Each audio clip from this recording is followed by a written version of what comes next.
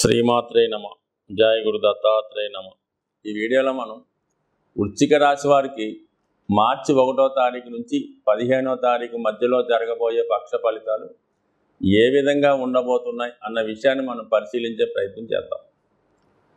ఇక్కడ ఈ వృశ్చిక రాశి వారికి చాలా చక్కని ఫలితం ఏర్పడడం జరిగింది. ముఖ్యంగా 3వ స్థానంలో రాస్యాధిపతి కుజుడు ఉచ్చస్థితిలో ఉండడం వల్ల ఇది క్రీడారంగంలో వారికి కానీ, పోలీస్ డిపార్ట్మెంట్ వారికి కానీ, అందరు యువకులకి, రాజకీయ నాయకులకి, అలాగే రియల్ ఎస్టేట్ రంగంలో ఉన్న వాళ్ళకి ఖచ్చితమైనటువంటి అభివృద్ధి రావడం జరుగుతుంది. అంటే కుజుడు ఎంత ధైర్యంగా, ఎంత బలంగా ఉంటే ఈ జాతకులు, ఈ వృశ్చిక రాశి వారు వాళ్ళ యొక్క విధి నిర్వహణలో, వాళ్ళు చేపట్టే పనుల్లో అంత తొందరగా విజయాన్ని సాధించడం జరుగుతుంది.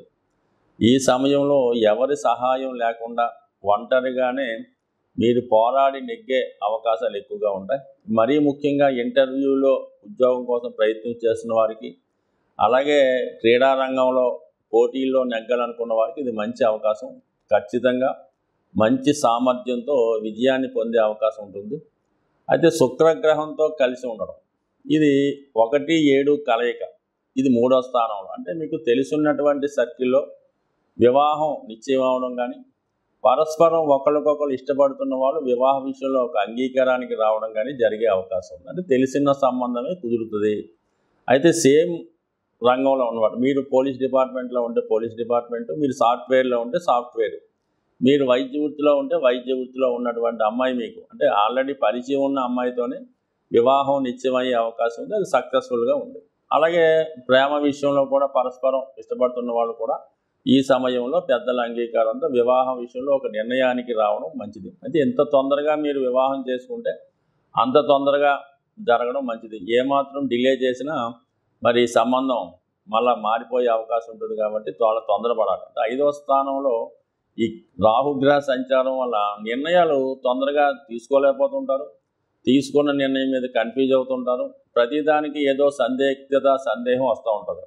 సో ఈ డౌట్లతో వచ్చిన సంబంధాలు వదులుకునే అవకాశం ఉంది. కాబట్టి దాన్ని పక్కన పెట్టి వివాహం తొందరగా అవుతే తర్వాత ఎటువంటి సమస్యలు వచ్చే అవకాశం లేదు. కాబట్టి నిర్ణయం తొందరగా తీసుకోండి. వివాహ విషయంలో, రిలేషన్ విషయంలో, ఫ్రెండ్షిప్ విషయంలో ఇది ఖచ్చితంగా ఒక శాశ్వత బంధం ఏర్పడే అవకాశం ఉంది.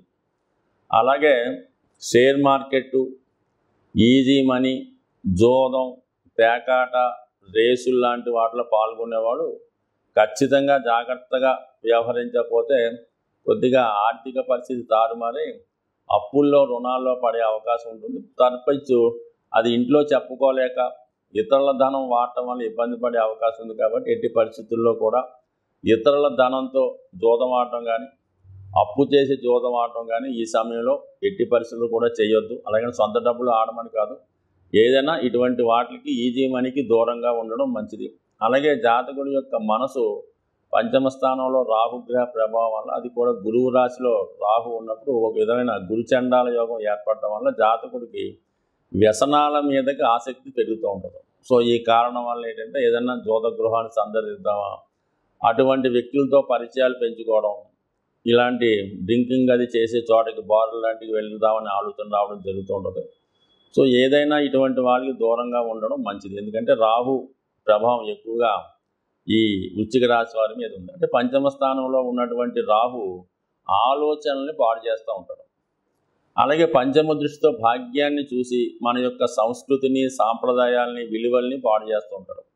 సో వేళకాని వేళలో కార్యక్రమాలు చేపట్టడం, ఎప్పుడు పడితే అప్పుడు తాగడం, పేకాడడం, ఇలాంటి వాటి మీదకి ఇంట్రెస్ట్ చూపిస్తూ ఉంటాడు.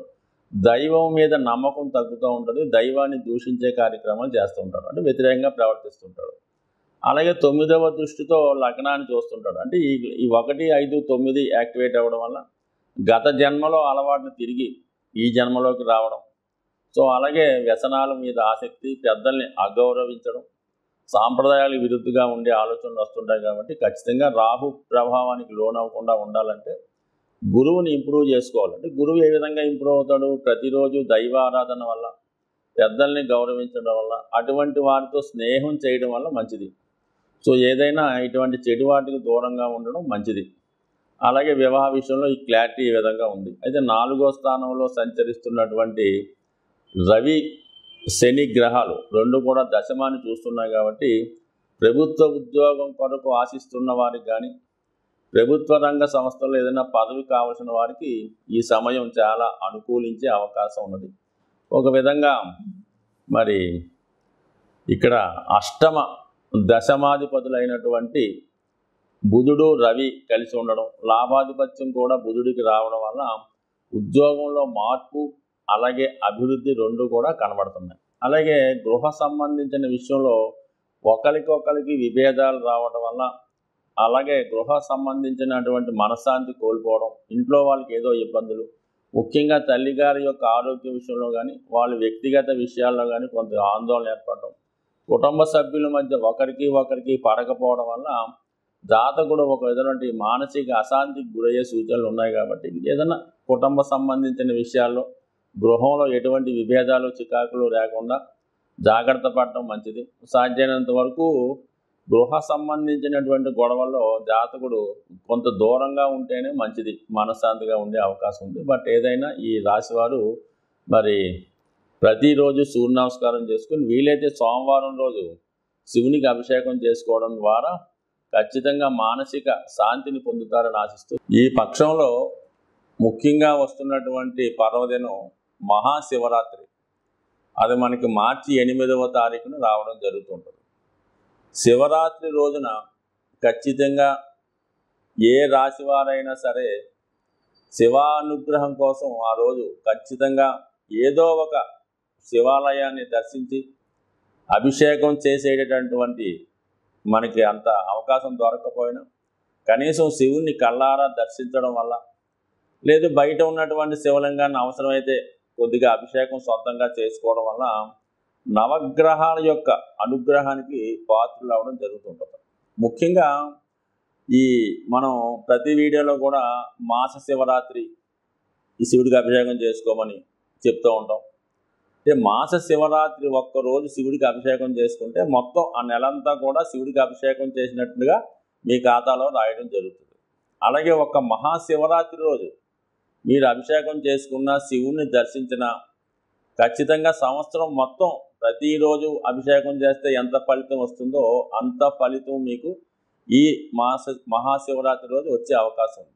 పైపెచ్చి మరి 8వ తారీఖున, అంటే న్యూమరాలజీ సంబంధం లేకపోయినా 8వ తారీఖు అన్నది శని భగవానుడికి ఇష్టమైన రోజు కాబట్టి సాధ్యమైనంత వరకు ద్వాదశ రాశుల వారు కూడా ఈ మహాశివరాత్రి రోజు వీలైతే జాగరం, అంటే 7వ తారీఖు నైట్ జాగరణ చేసి వేకువజామునే ఈ శివలింగాన్ని దర్శించుకోవడం, శివక్షేత్రాన్ని దర్శించడం వల్ల కంపల్సరీగా మీకు సాధ్యమైనంత వరకు ఆ రోజు నియమంగా ఉపవాసంగా, అంటే మనం ఆ రోజు ఏం చేస్తే మొత్తం సంవత్సరం అంతా చేసినట్టు వస్తూ ఉంటుంది కాబట్టి సాధ్యమైనంత వరకు ఆ రోజు నియమంగా ఉండడం, వీలైతే అభిషేకం చేసుకోవడం జరుగుతూ ఉంటుంది. సరే, ఆరోగ్యం కొరకు అభిషేకం చేసుకుందాం అనుకున్న వాళ్ళు ఆవు పాలు, ఆవు పెరుగు, ఆవు మజ్జిగతో చేసుకోవడం వల్ల ఆరోగ్యం వస్తుంది.